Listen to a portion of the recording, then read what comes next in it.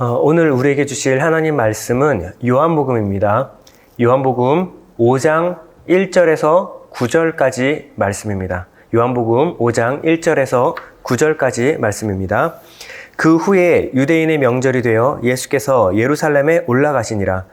예루살렘에 있는 양문 곁에 히브리 말로 베데스다라 하는 못이 있는데 거기 행각 5이 있고 그 안에 많은 병자, 맹인, 다리 저는 사람, 혈기 마른 사람들이 누워 물의 움직임을 기다리니 이는 천사가 가끔 못에 내려와 물을 움직이게 하는데 움직인 후에 먼저 들어가는 자는 어떤 병에 걸렸든지 낫게 되밀어라. 거기 38에 된 병자가 있더라. 예수께서 그 누운 것을 보시고 병이 벌써 오래된 줄 아시고 이르시되 내가 낫고자 하느냐?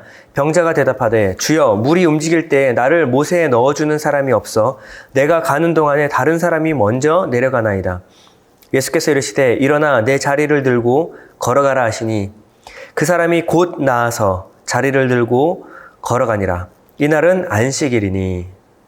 오늘은 예수님이 행하신 세 번째 표적에 관한 이야기입니다. 첫 번째 표적은 가나의 혼인잔치의 표적이었고요.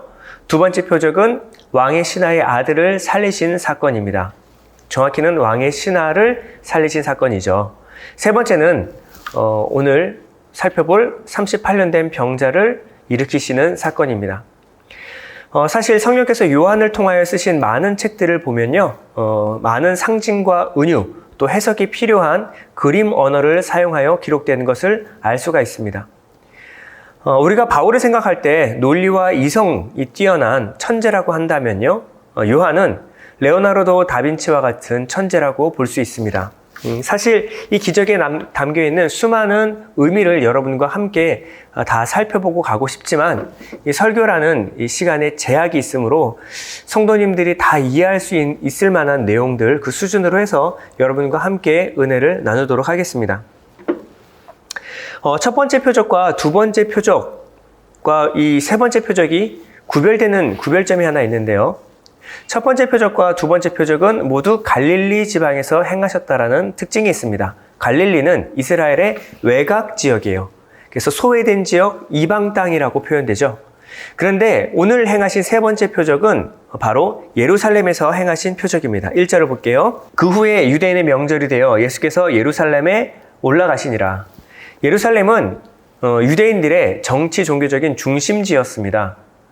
그렇기 때문에 이 세 번째 표적은 앞선 첫 번째와 두 번째 표적에 비교하여 공적인 표적이라 할 수가 있습니다. 그런데 예수님이 행하신 이 세 번째 표적으로 말미암아 예수님은 유대인과 갈등 관계에 놓이게 됩니다. 안식일에 일을 했다라는 이런 근거로 인해서 유대인들은 또 특히 율법주의자들은 예수님과 대립관계에 놓이게 되고요. 결국 예수님이 십자가에 못 박히게 되는 결정적인 사건이 되기도 합니다. 오늘 본문은 크게 두 가지 부분으로 구성되어 있는데요. 먼저 5장 1절에서 9절까지 38년 된 병자를 일으키신 사건에 관한 이야기가 나옵니다. 그리고 10절에서 18절까지는요. 표적 행하심의 의미를 설명하는 부분 이렇게 두 가지로 나눠지는데요. 5장 1절에서 9절까지는 당시 유대의 민중들에게 하시는 말씀입니다. 그리고 뒤에 10절에서 18절까지는 종교 지도자들, 바리새인과 서기관들에게 하시는 말씀 이렇게 두 부분으로 나누어서 보시면 좋을 것 같습니다. 먼저 2절에 보면요. 이 표적을 행하신 구체적인 배경이 소개되어 있는데요. 2절 한번 보도록 하겠습니다. 예루살렘에 있는 양문 곁에 히브리 말로 베데스다라 하는 못이 있는데 거기 행각 5이 있고 보여드리는 지도에 보면 성전으로 들어가는 예루살렘 성으로 들어가는 문은 여러 가지 문이 있었습니다. 양문이라고 하는 것은 예루살렘 성에 들어가는 문 여러 문 중에 한 문을 말하는데요. 옛날 우리 한양에도 보면요. 이 한양 성읍으로 들어가는 여러 가지 문이 있었습니다. 지금도 남아있는 동대문, 서대문, 남대문, 그리고 숙정문이라고 하는 북대문 이렇게 큰 네 가지의 대문, 동서남북 네 대문과 그리고 작은, 여기에 비해서 작은 4소문, 4대문과 4소문으로 구성되어 있죠. 그리고 또 따로 시체가 드나드는 시구문이라는 또 다른 문들이 있었습니다. 이와 같이 예루살렘에도 여러 가지 문이 있었습니다. 그 문 중에 하나가 바로 양의 문입니다. 예루살렘 성에는 물고기를 들여오던 어문을 비롯하여 말들이 다니던 마문, 골짜기문, 동문, 샘문 등이 예루살렘 성벽에 나 있었습니다. 그 중 하나가 오늘 본문 2절의 양문인데요. 양문은 말 그대로 양들이 들어오던 문이었습니다. 양도 그냥 양이 아니라 성전에서 희생 제물로 드려질 희생 양들이 들어오던 문이었습니다. 여러분, 이스라엘은 6월절 어린 양의 희생 양의 피로 말미암아 구원을 받게 된 민족입니다. 이 희생 양의 피가 문설주와 문 임방에 발라지지 않았다면 이스라엘의 모든 장자들은 애굽의 백성들과 함께 죽임을 당해야만 했을 것입니다. 그러나 아무런 한 것 없이, 대가 없이 희생양의 죽음으로 인해서 그들은 생명을 얻게 된 것입니다. 그러므로 그들에게 이 양의 희생은 생명의 은혜라고 기억되고 있었습니다. 이스라엘 백성들에게 그래서 이 양문은 희생과 은혜를 상징하는 매우 귀한 문이었습니다. 예루살렘 성이 586년, BC 586년에 바벨론에게 함락되어 부서지죠. 그때 그 이후에 느헤미야를 통하여 다시금 재건하는 사건이 있는데요. 그때 느헤미야는 다른 어떤 문보다도 양문을 가장 먼저 지었다라고 나와 있습니다. 그만큼 이 양문은 이스라엘 백성들에게 아주 중요한 의미였습니다. 예수님께서도 요한복음 10장에 가면은 자신을 양의 문이라라고 말씀하시는 것을 볼 수가 있습니다. 요한복음 10장 7절에서 9절까지인데요. 그러므로 예수께서 다시 이르시되 내가 진실로 진실로 너에게 말하노니 나는 양의 문이라. 나보다 먼저 온 자는 다 절도요 강도니 양들이 듣지 아니하였느니라. 내가 문이니 누구든지 나로 말미암아 들어가면 구원을 받고 또는 들어가며 나오며 꼴을 얻으리라. 이렇게 우리는 신구약의 말씀을 통하여 양의 문의 중요성에 대해서 우리가 알 수가 있습니다. 양의 문은 상징하는 바가 상당히 크다는 거죠. 이 외에도 이 양문 앞에 베데스다 못을 오늘 소개하고 있는데요. 이 베데스다라고 하는 말은요, 베이트라고 하는 집이라는 말과 그리고 헤세드, 자비, 긍휼, 은혜라는 헤세드라는 말의 합성어입니다. 그러므로 베데스다라는 이름의 의미는 은혜의 집, 긍휼의 집, 자비의 집이라는 의미가 있습니다. 어떤 학자들에 의하면 베데스다 연못은 물이 늘기도 하고 줄기도 하는 가끔씩 온천수로 끌어오르는 간헐천이라는 말을 합니다. 하지만 베데스다 못은 자연적인 연못이 아니고 단지 인공적으로 만든 빗물 저장고입니다. 베데스다 못은 BC 200년경 마카비 시대에 축조한 것인데요. 대규모의 희생 봉헌 행사 때 희생에 쓸 양들을 씻기 위해서 물을 저장할 수 있는 곳이 필요했습니다. 그래서 이 곳을 위에서 만든 인공적으로 만든 물 저장고입니다. 이후에 헤롯이 성전을 개축하면서 베데스다 못도 새롭게 행각 5개를 세우고 공중 목욕탕처럼 만들었어요. 이 행각이라는 말은 요즘 말로 하면 쉼터입니다. 그러므로 낮에는 태양의 열기를 피할 수 있고 밤에는 이슬을 피할 수 있는 5개의 쉼터를 만들어 놓은 것입니다. 그런데 이곳에 병자들이 우글거리고 있습니다. 본문 3절을 한번 보도록 하겠습니다. 그 안에 많은 병자, 맹인, 다리 저는 사람, 혈기 마른 사람이 누워 그 은혜의 집이라고 불리는 이 못가에 수많은 병자들이 누워 있습니다. 다양한 병을 갖고 있었을 텐데 요한은 굳이 3가지의 병명만 말하고 있습니다. 무슨 병이죠? 소경, 절뚝발이, 그리고 혈기 마른 자. 지금으로 하면 중풍병자입니다. 뇌혈관이 터져서 몸을 쓸 수 없는 중풍병자. 이렇게 3가지 병명만 소개하고 있습니다. 왜냐하면 구약에서 이 3가지 병은 하나님의 은혜에서 벗어난, 하나님의 은혜가 떠났을 때 나타나는 징조, 결국 하나님의 저주를 받은 사람들이라는 상징이 있었기 때문입니다. 지금은 그렇지 않습니다. 구약에 그런 상징적인 의미로 사용됐다라는 얘기예요. 근데 이들이 어떻게 하고 있냐면 다들 3절에 보면 누워라고 있어요. 누워 있었다라는 겁니다. 이게 무슨 의미죠? 바로 중증 환자라는 의미입니다. 그들이 제대로 몸을 일으켜 세워 앉기도 힘든 바로 중증 환자, 그들이 이 못가에 누워서 무엇을 기다리고 있을까요? 3절에서 4절인데요.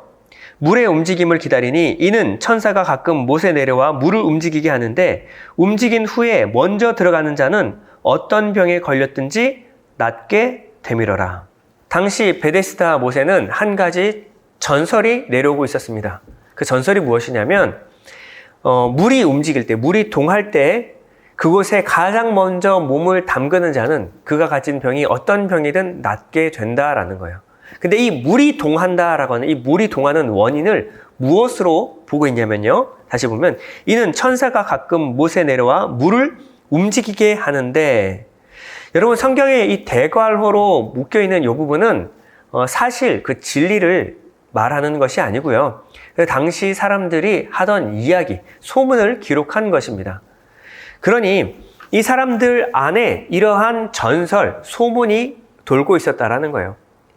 가끔씩 천사가 내려와서 물을 휘젓고 가는데 그 휘젓는 그 순간에 가장 먼저 몸을 베데스다 못에 담그는 사람은 그 병이 어떤 병이든 낫게 된다라는 이 전설이 내려오고 있었다라는 것입니다.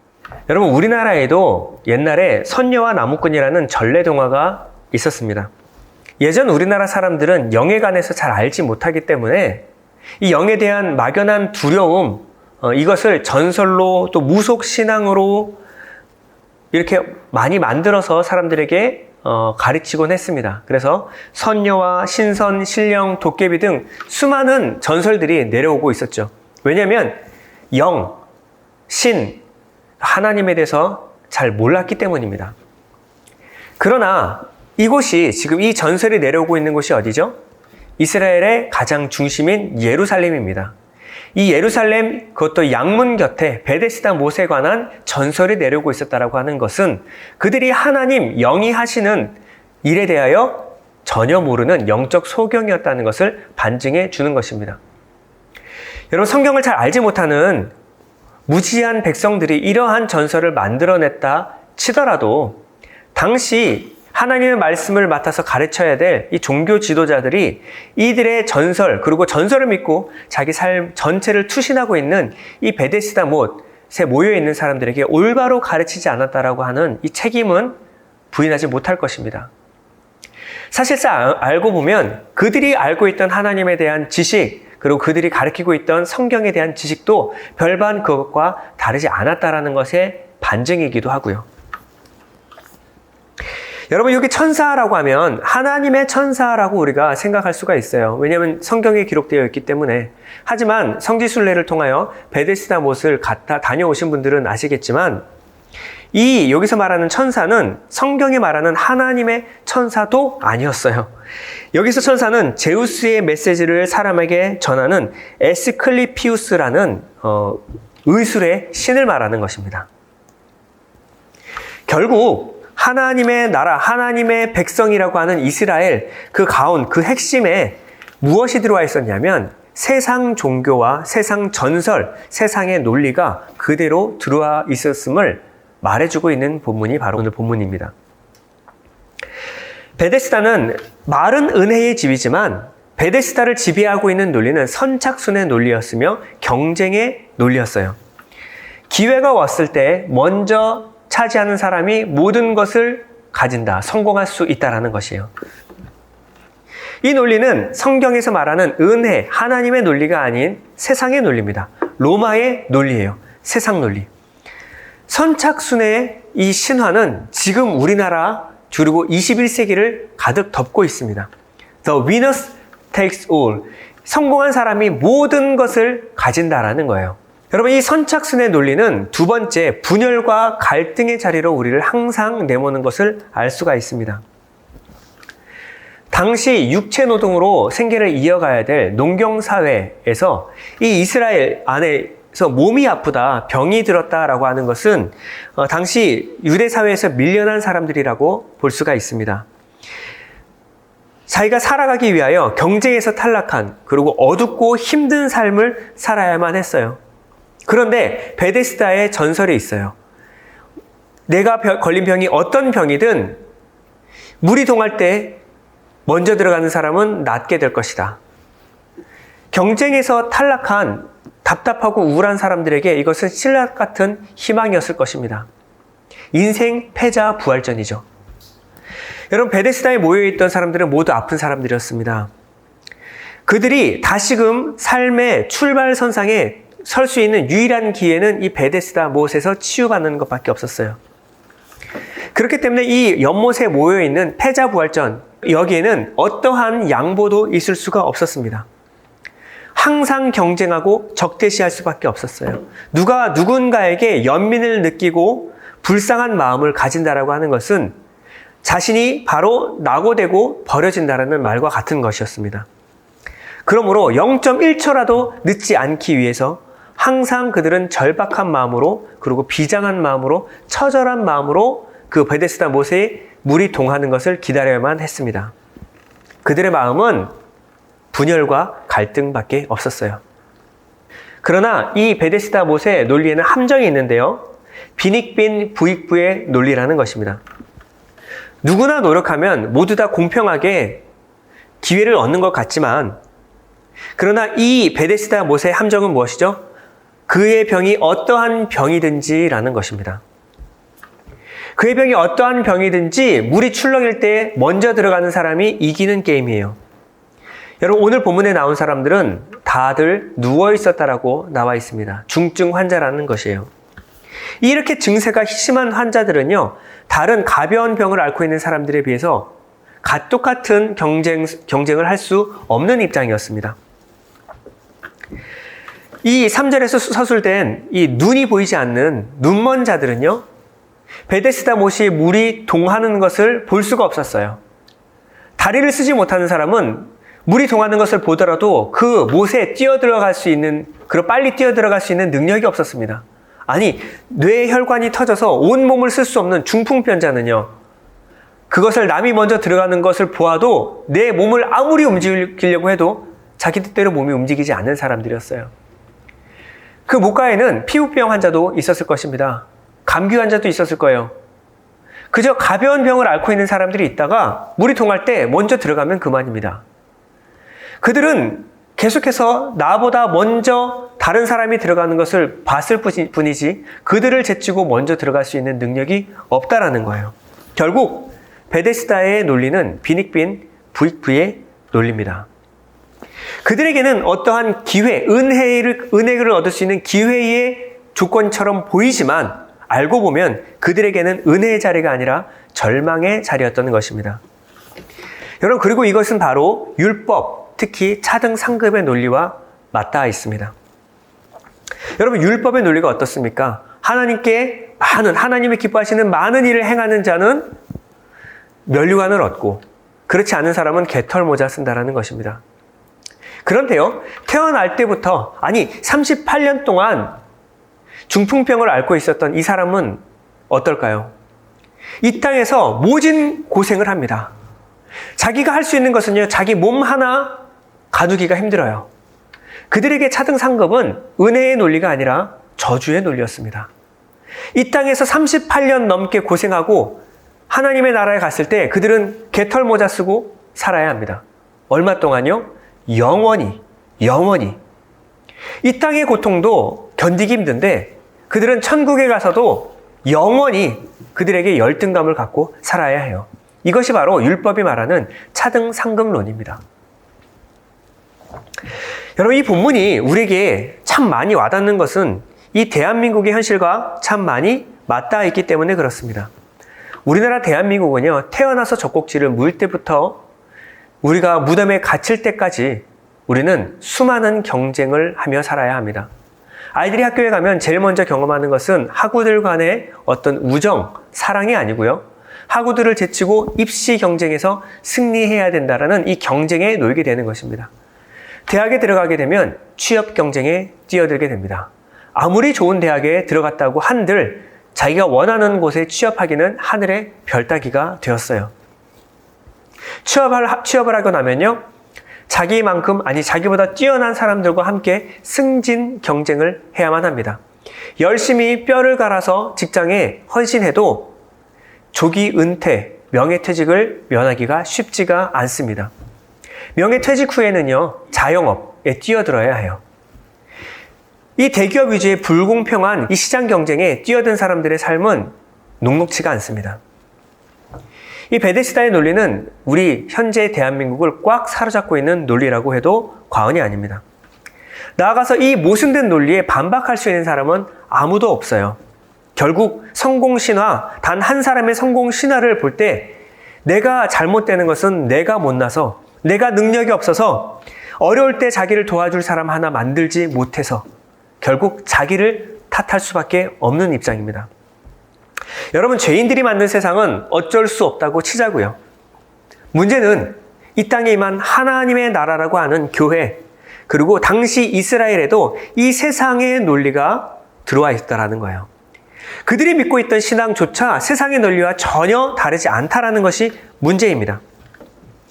오늘 본문은 바로 참혹한 그 경쟁의 자리에 한 38년 된 병자가 있었다라고 우리에게 말해주고 있습니다. 5절인데요. 거기 38에 된 병자가 있더라. 성경은 그 소외와 아픔이 38년이나 되었다라고 말하고 있습니다. 여러분, 조선시대의 조선시대 왕들의 평균 수명이 몇 살이었는지 아십니까? 조선시대 왕들이 평균적으로 살았던 수명이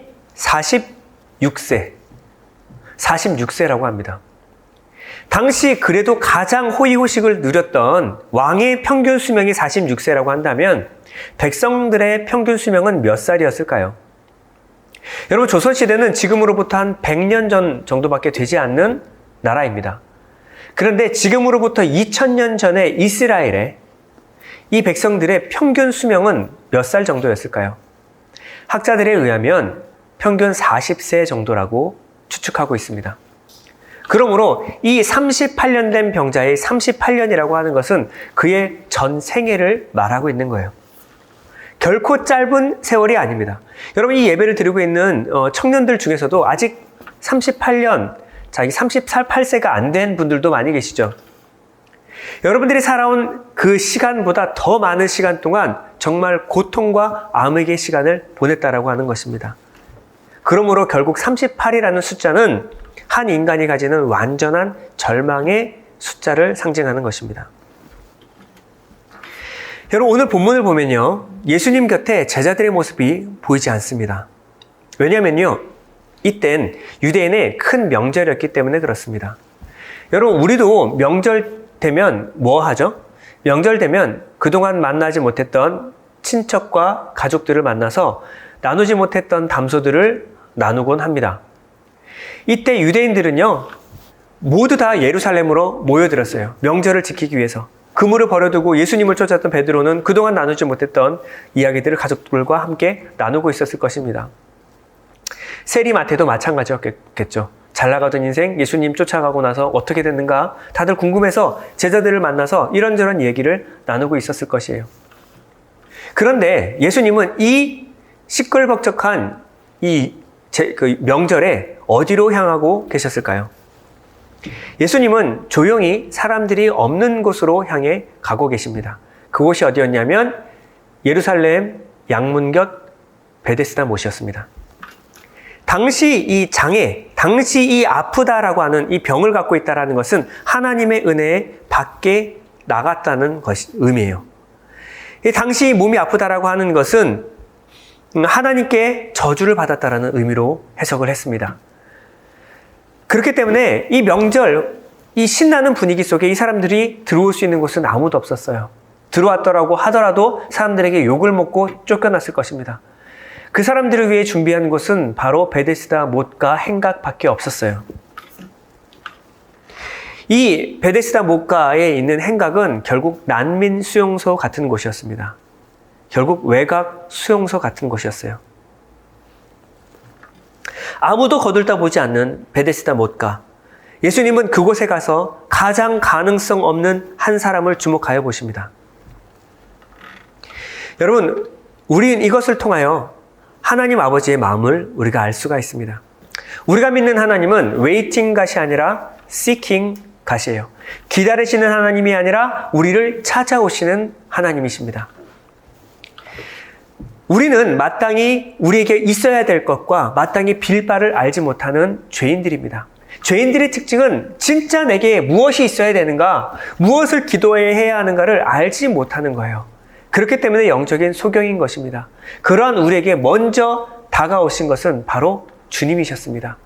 하나님을 떠난 죄인들, 그 죄는 하나님을 찾지 않았어요. 하나님께 다시 돌아가기를 원치 않았습니다. 결국 우리를 찾아오신 분은 바로 하나님이셨습니다. 하나님은 지금도 여러분들을 찾고 계시는 줄 믿습니다. 여러분들이 무엇을 위해 기도해야 될지, 무엇이 필요한지 알지 못하는 그 순간에도 하나님은 잃어버린 한 사람을 찾아 지금도 그곳에 눈이 머물러 계시는 분이십니다. 예수님이 이 38년 된 병자에게 눈이 고정된 것은 6절을 보면요, 예수께서 그 누운 것을 보시고 병이 벌써 오래된 줄 아시고 라고 나와 있습니다. 가능성이 없는 거예요. 병이 38년이나 되었습니다. 이제는 이 병자는 더 이상 가능성이 없는 겁니다. 38년 동안 기회가 주어졌지만 베데스다 목가에 들어가서 치료받는 일은 일어나지 않았습니다. 그리고 그는 이제 병들었을 뿐 아니라 노쇠해서 자기 몸을 움직이기 힘든 상태였어요. 그 누운 것을 보고 오래된 것을 아셨습니다. 근데 예수님이 이 병자에게 던진 첫 번째 질문은 좀 의아합니다. 뭐라고 물어보셨냐면요, 내가 낫고자 하느냐. 이것은 굉장히 이상한 뉘앙스를 풍기는 말입니다. 예수님은 왜 이 질문을 던졌을까요? 베데스다 목가에 있는 모든 병자들은 낫고자 해서, 이 병에서 치유받고자 해서 그 목가에 모여드는 것입니다. 38년 된 병자는 얼마나 간절했을까요?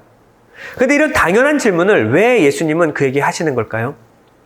예수님은 이 병자의 마음 깊이 박혀있는 그 아픔에 주목하여 보신 거예요. 예수님은 이 병자의 마음의 상태를 꿰뚫어 보고 아셨습니다.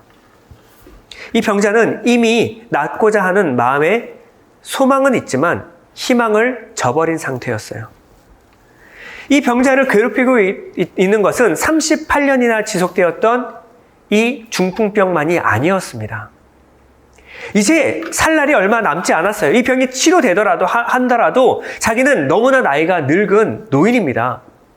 그리고 살 수 있는 날이 얼마 남지 않았다는 것을 본인도 알고 있어요.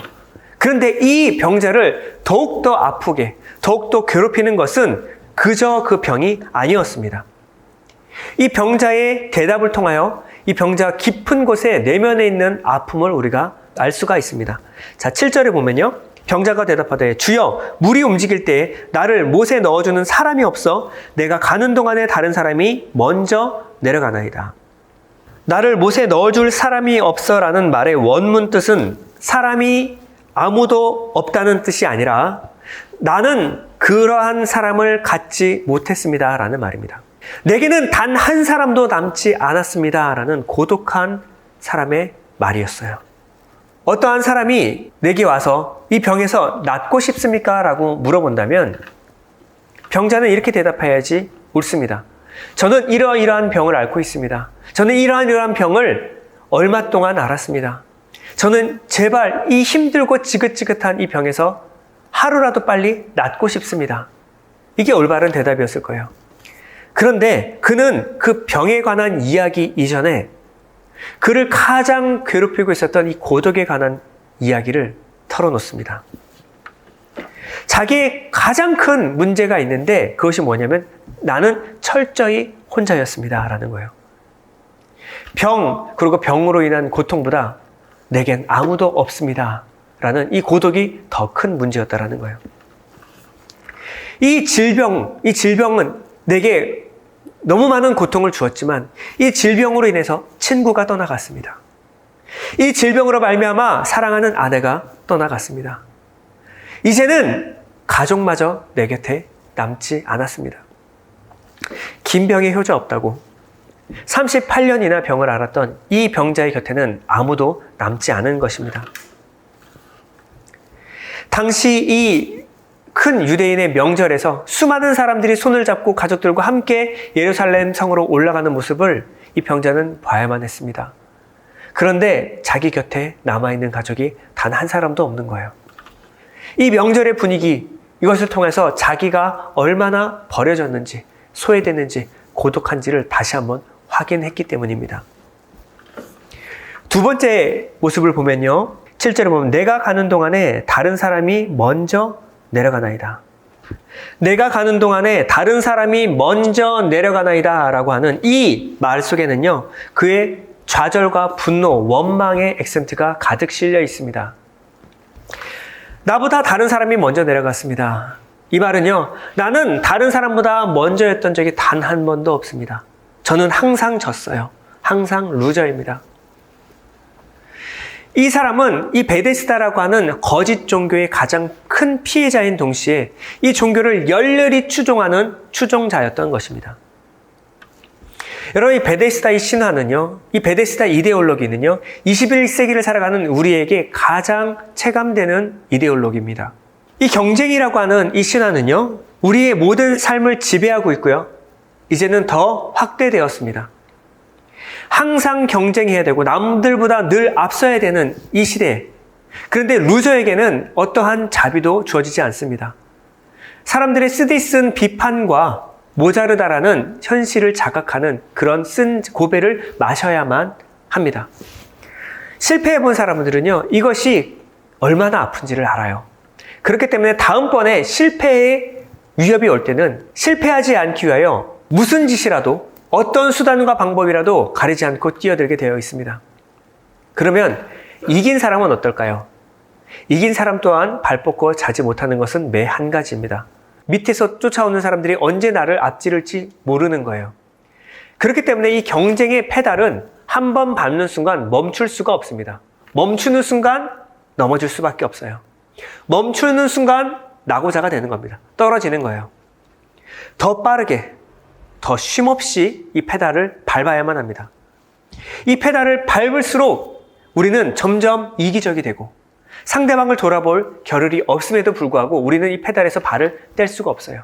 사람이 망가지고 환경이 망가지고 지구가 망가져도 우리는 이 경쟁이라는 페달에서 발을 뗄 수 없게 되어버렸습니다. 이 경쟁, 이 베데스다의 신앙은요, 거짓 종교입니다. 헛된 믿음의 자리예요. 누가 그곳에 올라가면 여러분들이 원하는 모든 것을 준다고 했습니까? 누가 그곳에 가면 그것이 무엇이든 간에 여러분들이 가질 수 있는, 무엇이든 간에 여러분들이 행복해질 수 있는 그것이 그 위에 있다라고 누가 말했을까요? 예수님은 이 베데스다 못을 마주하여 서신 것입니다. 단순히 이 베데스다 못을 마주하여 서신 것이 아니고요. 이 베데스다 못이 상징하고 있는 이 많은 거짓 믿음, 거짓 이데올로기와 정면으로 마주서 계신 것이에요. 예수님은 이 베데스다를 누르고 있는 악한 영과 정면으로 마주서 계신 것입니다. 예수님의 사역은 항상 물이라는 상징과 아주 깊은 연관을 갖고 있습니다. 침례 요한은 이렇게 말했습니다. 나는 이 물로 침례를 베풀거니와 내 뒤에 오시는 이는 성령으로 너에게 침례를 베풀 것이다. 예수님의 첫 번째 표적은 물을 변하여 포도주로 만드는 사건이었습니다. 예수님은 사마리아 여인에게 찾아가셔서 말씀하셨죠. 이 우물물, 야곱의 우물물을 먹는 자는 또다시 목마르려니와 내가 너에게 주는 물을 마시는 자는 영원히 목마르지 아니하리라. 예수님은 이 잘못된 이 상징적인 것들을 폐하시고 새로운 것, 완전한 것을 우리에게 주길 원하시는 거예요. 그러기 위해서는 그 전에 상징적이었던, 예수님을 상징하고 있었던 그 모든 것들은 폐해져야만 합니다. 예수님은 생명의 물이십니다. 예수님은 생명의 말씀이십니다.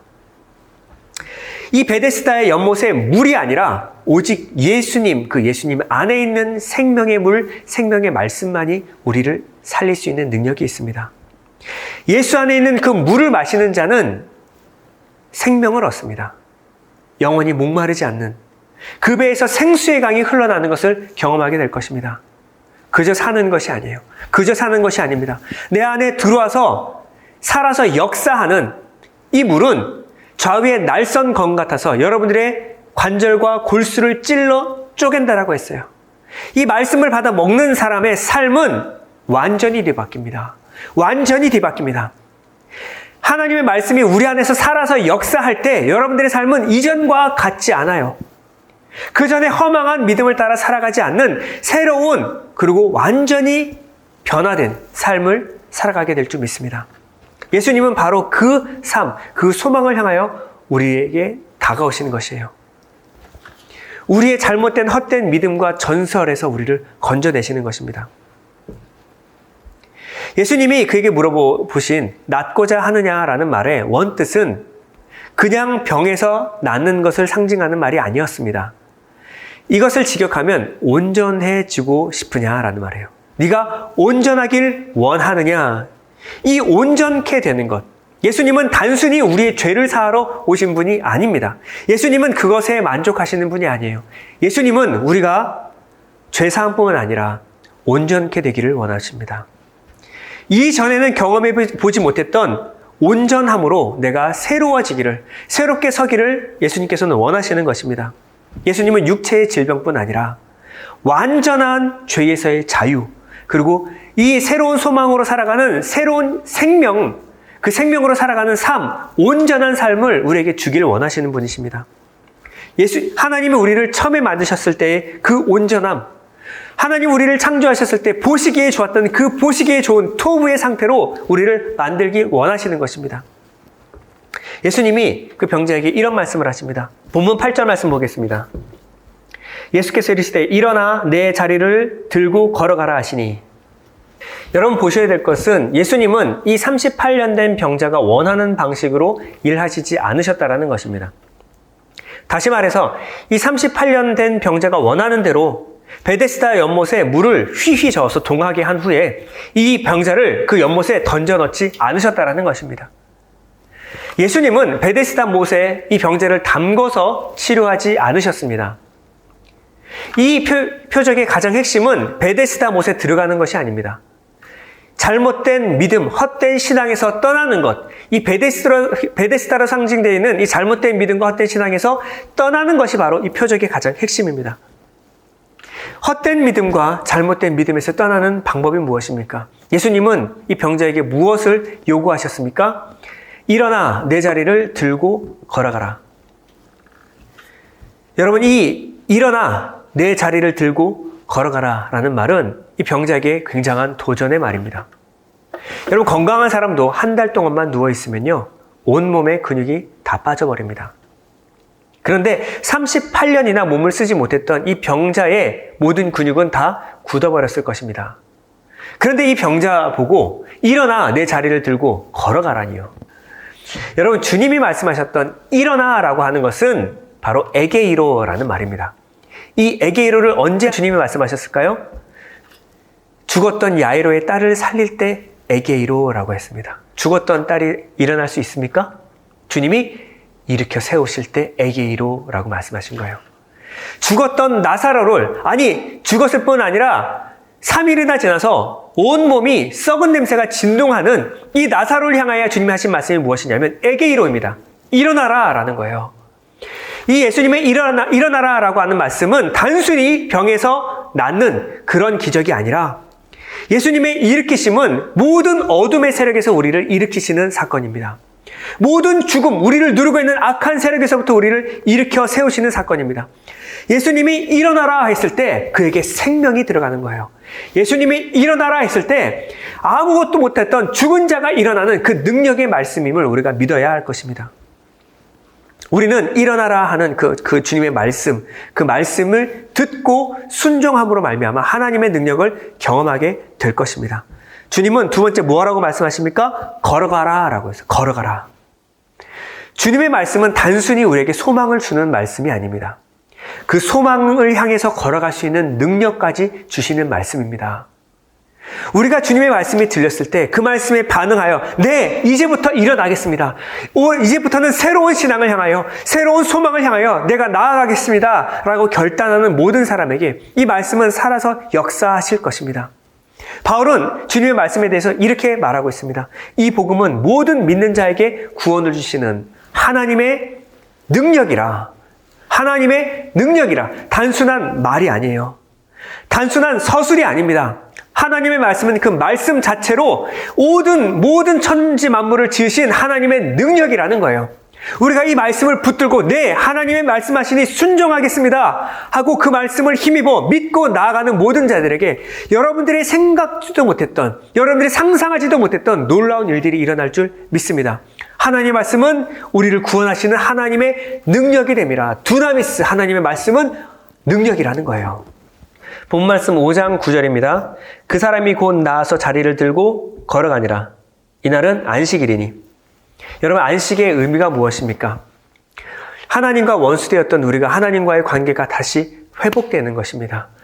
그러므로 말미암아 하나님은 다시 하나님의 자리에 올라가고 우리가 다시 피조물의 자리에 내려오는 것을 말합니다.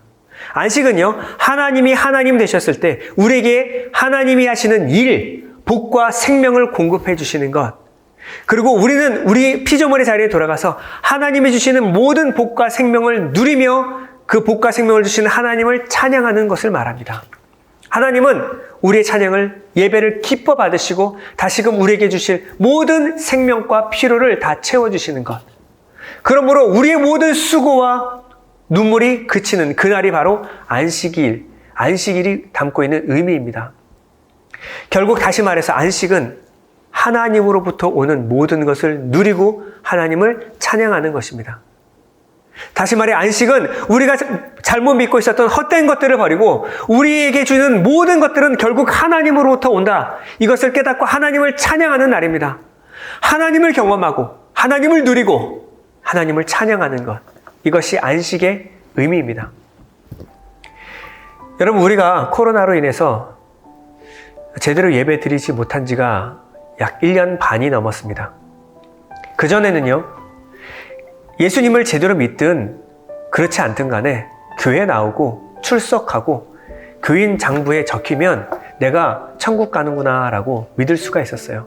그런 안심을 할 수가 있었다라는 말입니다.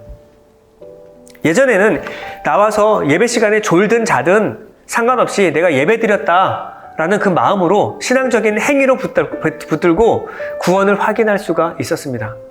그러나 지금은요, 이것이 모호해진 시대가 왔습니다. 종교적 행위에 근거해서 신앙생활했던 사람들은 마음속에 갈등이 올 것입니다. 내가 예수 믿는 사람인가? 나는 뭘 믿고 살아가는 사람이지? 주님은 우리에게 오셔서 이런 말씀을 던지십니다. 내가 온전케 되기를 원하느냐? 네가 지금까지 잘못 믿었던, 지금까지 행위에 근거해서, 이 종교적인 행위에 근거해서 믿었던 내 잘못된 신앙을 버리고 일어나 걸어라. 올바른 신앙과 올바른 소망을 향하여 일어나 걸으라고 말씀하십니다. 여러분, 이 말씀을 듣는 자는 살아나게 될 것입니다. 이 말씀을 듣는 자는 이 말씀이 그 가슴 속에 깊이 새겨질 것입니다. 그리고 이 말씀이 살아서 역동하여 여러분들의 삶을 뒤바꿀 줄 믿습니다. 여러분, 그 전에 여러분들이 믿었던 그 신앙, 안주하던 신앙에서 벗어나십시오. 이 말씀을 의거해서 이제 올바로 하나님을 알고 올바로 하나님을 섬기며 올바로 하나님을 예배하는 사람 되길 원합니다. 언제부터 이 일이 시작됩니까? 이 말씀이 들리는 순간입니다. 예수 그리스도의 이 말씀이 들리고 깨달아지는 그 순간부터 여러분의 삶은 변화될 것입니다. 주님은 우리에게 말씀하십니다. 일어나 걸으라. 이 말씀이 들리는 분들은 하나님께 응답하시기 바랍니다. 주님, 내가 온전케 되기를 원합니다. 나를 고쳐주옵소서. 우리 잠시 기도하겠습니다. 하나님 아버지, 지금까지 우리가 하나님을 믿었던 신앙, 그것보다 더 앞선 한 걸음 더 나가기를 주님께서 원하십니다. 내가 온전해지길 원하느냐? 하나님, 이 물음 앞에 우리가 응답하게 하여 주옵소서. 하나님, 내가 온전해지길 원합니다. 나를 온전케 하여 주옵소서. 주님께서 일어나 걸으라 말씀하실 때 이 말씀에 의거하여 일어나 걷는 성도 되게 해 주시옵소서. 지금까지 품지 못했던 새로운 소망, 그리고 하나님의 말씀, 참된 그 말씀 앞에 반응할 수 있는 우리 예일교회 성도 될 수 있도록 허락하여 주옵소서. 예수님의 이름으로 기도드립니다. 아멘.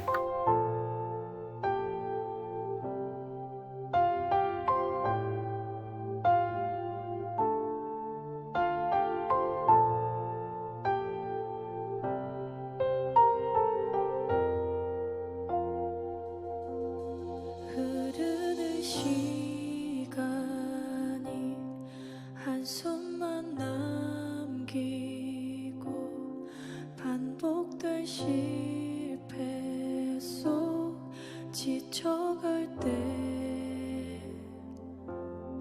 내 맘의 소망이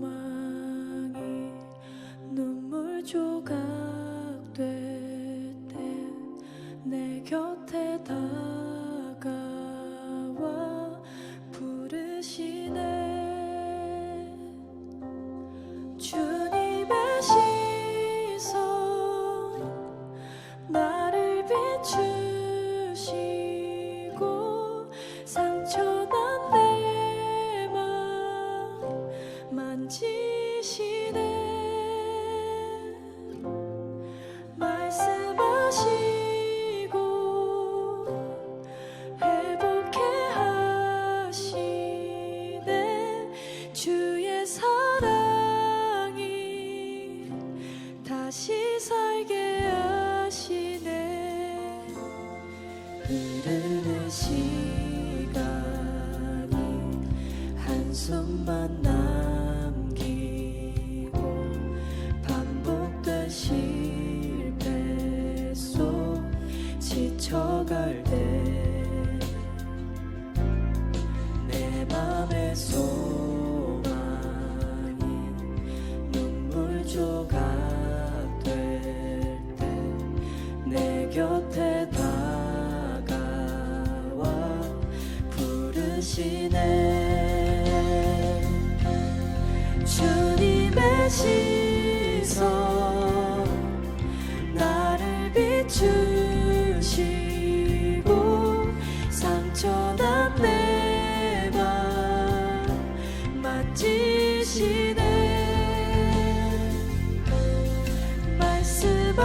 말씀하시고 회복해 하시네. 주의 사랑이 다시 살게 하시네. 주님의 시선 나를 비추시고 상처난 내 맘 만지시네. 말씀하시고 회복해 하시네. 주의 사랑이 다시 살게 하시네.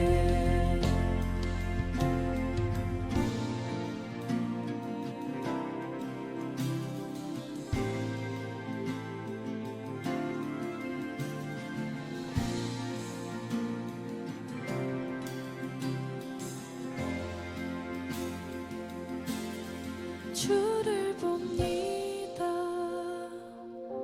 지금 이곳에서 주를 봅니다. 지금 이곳에서 주를 봅니다. 지금 이곳에서 주를 봅니다. 지금 이곳에서 주를 봅니다. 지금 이곳에서 주를 봅니다. 지금 이곳에서 주를 봅니다. 지금 이곳에서 주를 봅니다. 지금 이곳에서 주님의 시선 나를 비추시고 상처난 내 맘 만지시네.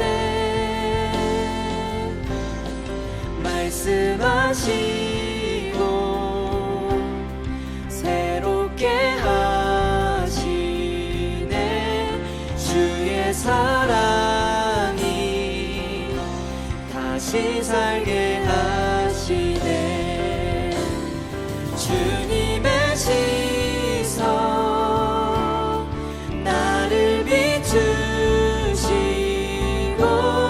상처난 내 맘 만지시네. 말씀하시고 회복해 하시네. 주의 사랑이 다시 살게 하시네. 주님의 시선 나를 비추시고 상처난 내 맘 만지시네. 말씀하시고 회복해 하시네. 주의 사랑이 다시 살게 하시네. 은혜로다 주의 은혜 한량없는 주의 은혜. 은혜로다 주의 은혜 변함없는 신실하신 주의 은혜. 은혜로다 주의 은혜 한량없는 주의 은혜. 은혜로다 주의 은혜 변함없는 신실하신 주의 은혜. 주님의 시선 나를 비추시고 상처난 내 맘 만지시네. 말씀하시고 회복해 하시네. 주의 사랑이 다시 살게 하시네. 주님의 시선 나를 비추시고